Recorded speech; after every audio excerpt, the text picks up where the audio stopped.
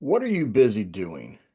Are you working on the most important things or are you spinning plates that don't matter? That's a question we're really going to dive into today because this is something that can plague any leader, any organization, personally, professionally, doesn't matter. We know that the more success we have in life, the more we are asked by others to do.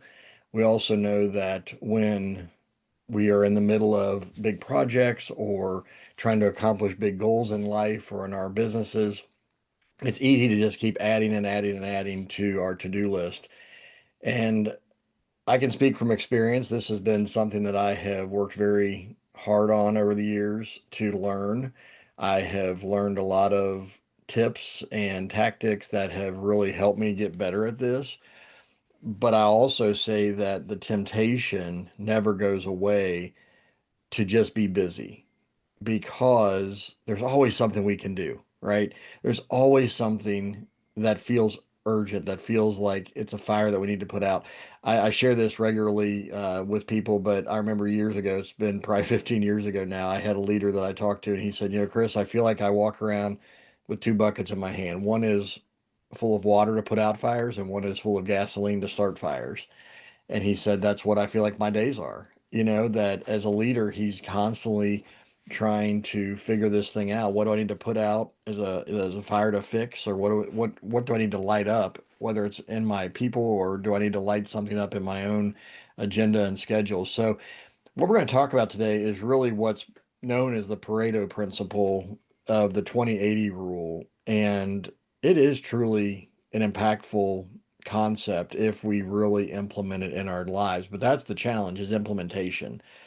I think most people who have heard this are like, yeah, that makes total sense. But the reality is we're constantly being bombarded with other options, other things to do with our time and our energy and our focus, even our resources, that we can be very distracted and focus on the things that really don't matter that much. Those are the plates that we're just spinning more and more to keep them going. When if we really understood this principle and concept and we really applied it, it would change everything for us because we are wearing ourselves out many times. I think a lot of leaders are exhausted, and it's not because they're not going doing good things or working hard. It's actually because they're working too hard. I think that, we can truly work smarter, not just harder and have better results. But I think sometimes we feel that pressure, that stress, that tension. So I want to dive into this today because I want to help you have a practical rhythm for evaluating your focus, having a plan for concentrating on what truly matters, and then the courage to lead with clarity and boldness, because that is what's needed when we finally understand this, that we say, you know what, these are the things I need to do, but now I need the boldness to truly do them and stick to the plan. So I'm going to go back to the question I first asked. What are you busy doing? Are you working on the most important things, or are you spinning plates that don't matter? And the question matters because the first step that I want to talk to you about today is you need to develop a rhythm of evaluation. Now, there's so many time management and productivity tools and uh, ideas out there, I'll say, but the reality is none of them matter if we're not going to implement them. And so you need to find what works for you. And this is one of those hard lessons that I had to learn over the years. I used to read different productivity or time management books, and conceptually, it sounded great, but then practically, I just couldn't get into the flow and the rhythm of doing what they recommended. So what I ended up doing over time is, you take pieces from this person's perspective and pieces from that person's perspective, and kind of, molding into my own model of what I want to do in my own life and in my own leadership. But you need to develop a rhythm evaluation no matter how you do it. So, there are some people that say, hey, every Sunday night before you head into the work week, you ought to look at your schedule. You need to plan ahead. You need to get your mind around what's going on. Every Friday at the end of the week, block time to evaluate what went well, what didn't go well, what's coming up next to kind of get ready for the next week. And those things are good. Those things are good, but you need to find your own rhythm. And I believe that for me, I like looking ahead at the week. I like kind of getting my mind prepared, on the weekend, at the end of the weekend, saying, okay, what's coming up? What I need to be preparing for mentally and emotionally, psychologically, because sometimes it's a busier week, sometimes it's a lighter week. This past week has been kind of crazy, and actually, I'm kind of late recording my podcast this week because so much has been going on personally as well as in my life or and business. So it's just been a busy stretch, and that's okay. But for me, I know that this isn't the norm all the time, but I need to prepare for these busy weeks. And I also need to prepare when the weeks aren't as busy because guess what? There's margin in your schedule then. And then you can say, well, okay, if I have margin, what are the best things to focus on and to do? But the reality is, it's a rhythm of looking ahead for me, but also the part of evaluation is big because that's where we need to really understand what is working and what's not. So it's one thing to know where you're going and what you have on your calendar, but the problem is there are times, and I know I've been guilty of this, that I put things on my calendar weeks ago or even months ago that I get to that point and I kind of have a dread about that topic or that, appointment or whatever. And it's just because it doesn't seem to matter as much now as it felt like it did back then. And maybe you've had those moments where you're like, why did I put that on the calendar? Why did I say yes to that event? Why did I, you fill in the blank? And that's a challenge, but sometimes we just have to honor our commitments and move on. Sometimes we can cancel things and say, you know what, this isn't a good fit for me. I'm not going to do this. I think I shared in a previous episode how Benjamin Hardy, as I was reading his book, The Science of Scaling, when it was coming out, I remember getting an email from him, and he said, "You know what? I'm actually canceling like 60 podcast episodes to promote the book, so I can focus on the promotion that I really need to be doing. That's different." That was a big, bold decision. That's a lot of promotion that he would have had on those podcast episodes, but it was also 60 to 80 probably hours of his time over a very short period of time to go on a podcast after podcast after podcast to promote the book. So he had a different approach, he had a different model of what he was wanting to do. So he canceled, he had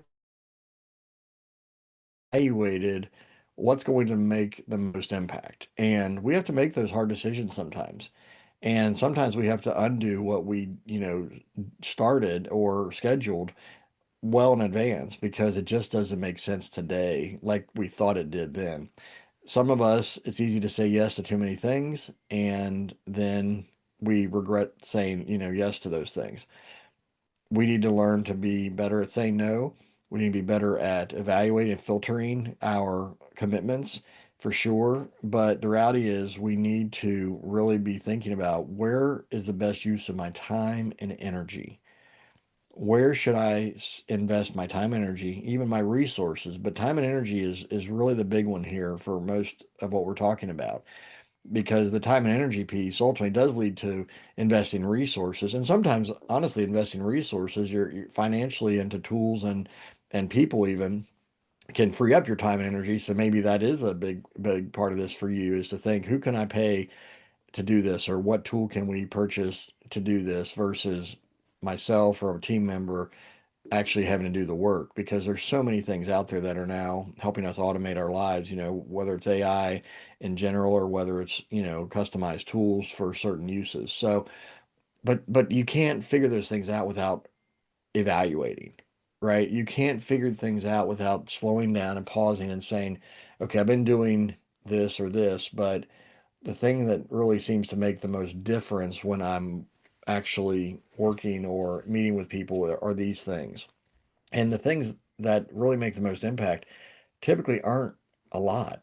They're really just more strategic. So, what would happen? Here's the question for you. What would happen if you committed to, planned, calendarized 30 minutes a week to ask what really matters this week?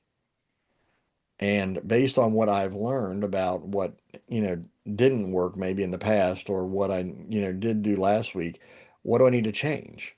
One of the things that I love, I remember John Maxwell saying years ago, was that his favorite time of year is the week between Christmas and New Year's, because he said he looks at his calendar, at all the things he did throughout that year, and he kind of grades his schedule and said, okay, these are the things that mattered most. These are the things that went well. These are the things that I would want to do more of, things I want to do less of. And so that's an annual rhythm that he builds into his schedule. And he's a busy guy. He's a world traveler and speaker and author. He's probably slowing down a little bit these days as he's getting older, but he's been a busy guy for a long time. But he knew that he needed to have a rhythm, and I'm sure he did it more often than just annually. Knowing him and what he said, for years, I know he did. I know he evaluated regularly, but that annual evaluation is huge, and I think that that's a great practice that all of us can implement. So once again, develop a rhythm evaluation. And the second thing I want to bring up is then you need to create a plan to focus on the most important things. Once you've evaluated, once you've thought about what truly makes the most difference in my life, my business, my family, whatever, you're looking at, then you need to create a plan to focus on the most important things. It's been said that you need to plan your work and then work your plan. And once you know your 20%, the few things that make the biggest impact, then you need to make an intentional plan to do those things and protect that time. It's critically important. Um, the Eisenhower matrix that Dwight Eisenhower as president is famously known for is urgent versus important. That's evaluating what's urgent versus what's important.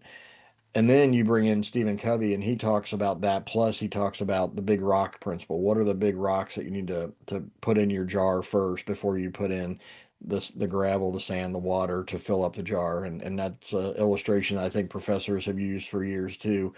And then I recently was reading Rory Vaden's book, Procrastinate on Purpose, and he asked a question. He took another step farther than the urgent versus important thing. He said, there's also a really important question we need to ask is how long will this matter? See, there's things that seem important today, definitely feel urgent today. But when we really look at it in the big picture of things, the scheme of things, we say, you know what? That doesn't really matter like I thought it did or thought it would. So we need to make a decision based on not just immediate impact, but also long-term impact. His whole book and that premise, by the way, is make decisions today that will give you more time tomorrow. And that's a powerful idea. Make decisions today, make choices today that will free up and give you more time tomorrow. That's how you actually can multiply your time is what he talks about in the book. That and his whole procrastinate on purpose idea is some things we need to procrastinate that just don't matter that much. And the more we procrastinate those things, the more we realize they don't matter. So things that, used to be on the top of my to-do list, for instance, just because that's the order they fell in, when I started to procrastinate on purpose without even understanding this concept, I realized later those things didn't matter. I just threw a bunch of stuff on my to-do list. And I've shared this before too, but Darren Hardy talks about, having your to-do list being, if it's important enough to be on your to-do list, it should be important enough to be on your calendar. And for me, what I realized was I just started making a brain dump list because it just got it out of my head, and that helped me kind of clear the clutter. But then I could then sift through that list and say, okay, these are the things that truly matter. Let me put them on the calendar. Those things got done. Those things got done with a great intentionality, and many times got done much faster than they would have by just sitting on my to-do list. So you have to have a plan, and I encourage you to use a calendar planning system of some kind where you're saying, okay, it's not just on a to-do list over here, but I'm going to actually give it a time block, whether that's 5 minutes, 10 minutes, 2 hours, doesn't matter. Whatever the time needs to be done on your most important things, create that plan and then stick to it because that's what's really going to make a big impact for you. So here's your encouragement of what to maybe do here is to identify your three highest impact activities that you can prioritize this week, this month, this quarter, whatever it may be. But don't give yourself too many things. That's part of the other issue with this is sometimes we say, well, so many things matter. Well, do they? And even if they do they matter today? Do they matter next month? Do they matter next year? So start to really think about the timing of those. And that's that question that Rory Vaden asks is how long will this matter?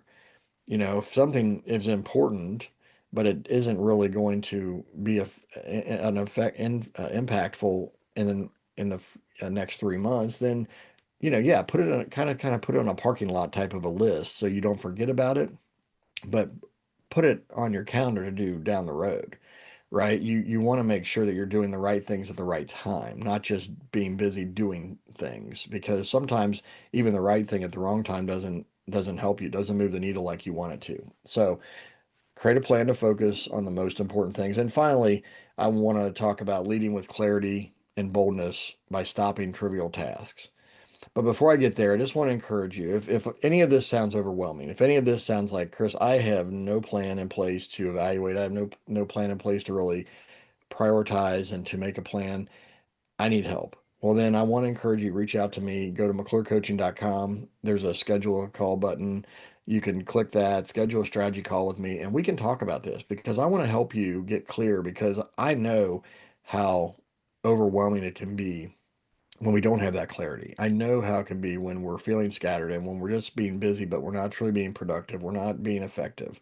And so if I can help you with that, please go to my website, McClureCoaching.com, schedule that call, and we can chat about what you're looking at doing, what you need help with, and we'll come up with a plan of what that looks like moving forward. But schedule that call because I'm more than happy to sit down with you for a few minutes and kind of sort through the clutter because that's really what it is. It's sifting through the pile and it's hard when it's your pile, right? But when you have an objective thinking partner that can say ask questions and think through things and see things from a different perspective, that's huge for us. And I know I'm so grateful for the coaches I've had and the people I have around me that have helped me think through that in the past, but also now even in the present. So reach out if that's something that is something you need.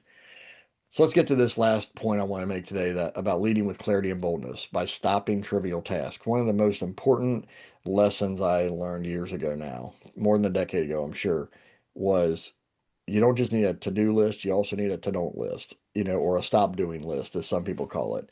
And that's huge too. That's part of that evaluation is what are the things I've been doing that I simply just need to stop doing? What are the things that I've been doing or my team's been doing that yeah, we can keep doing those, but it's really not making the greatest impact. And if we took that off our list, if we didn't do those things, it would give us more time, energy, attention, focus to do these other things that matter more. Because saying yes to everything dilutes your leadership, but saying no with purpose strengthens it. And let me say that again. Saying yes to everything dilutes your leadership, but saying no with purpose strengthens it. So I know you want to be a better leader. I know we all want to grow and be better and stronger in our leadership. But the reality is that when we say yes to so many things, we actually get in our own way. And we can't blame anybody but ourselves. We can say there's societal pressure, there's work pressure, there's client pressure, whatever it may be. At the end of the day, we need to have the boldness and the courage to say, you know what, I'm clear on what we need to do.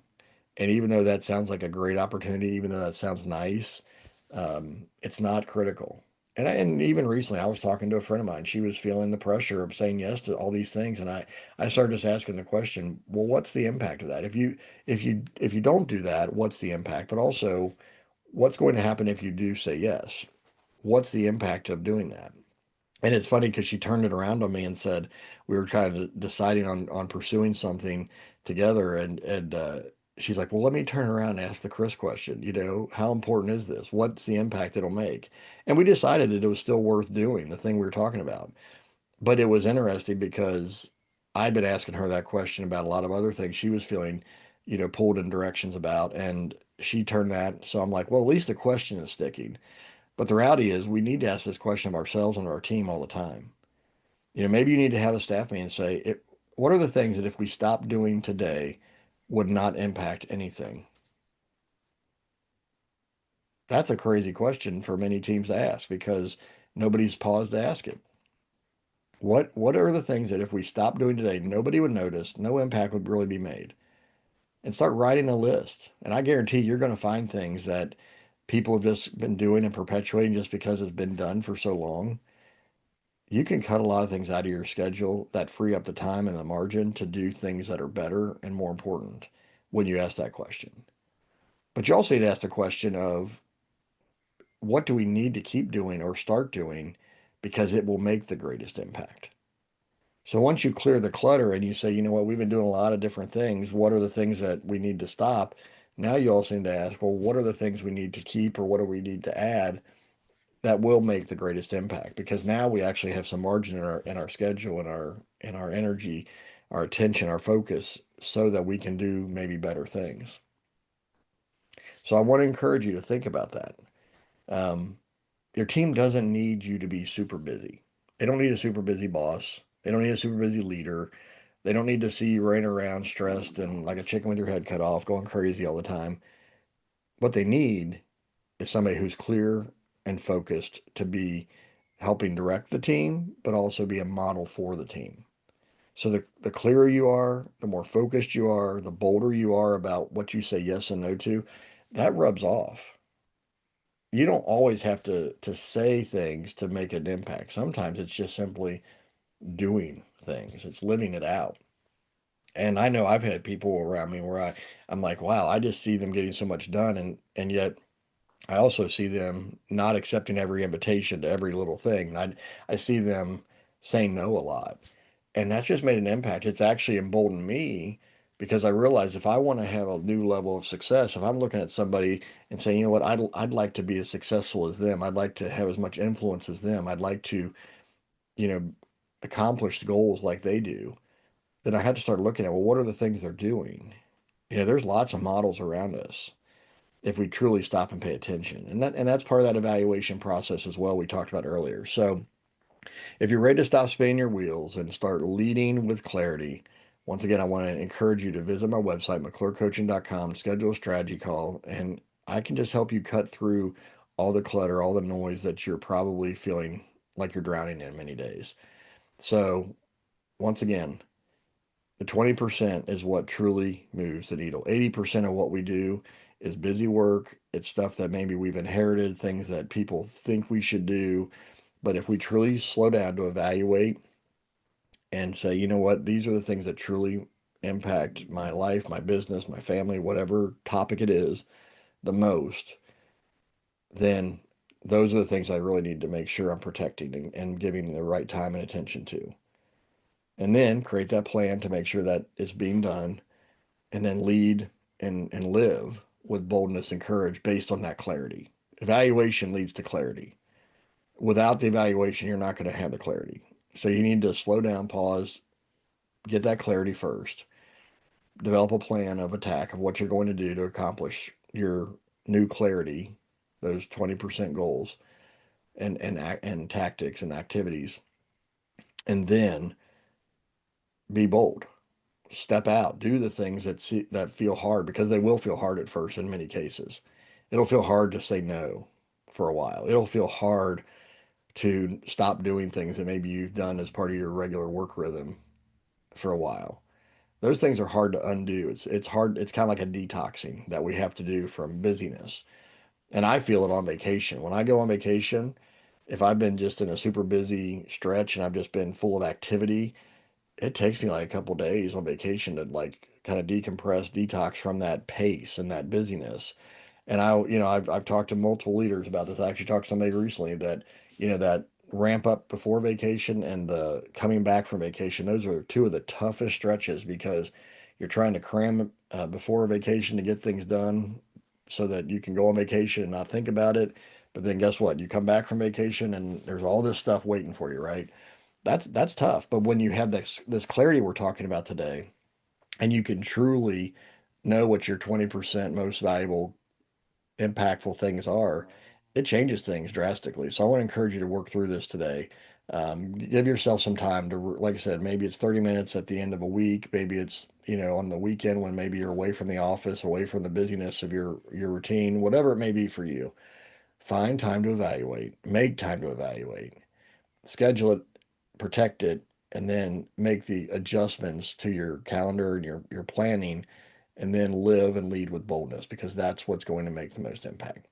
Hope this is helpful. It may be challenging. I know it's not easy. This is simple but hard in many cases. I know that from experience, and it's one of those things. Once again, every time you up level, you face it again and again and again. And so I want to encourage you to just be bold, be courageous about this, and keep putting in the work because as you do, things get better as you go along. But it takes some boldness and courage to make those first steps. So take care, and we will see you soon.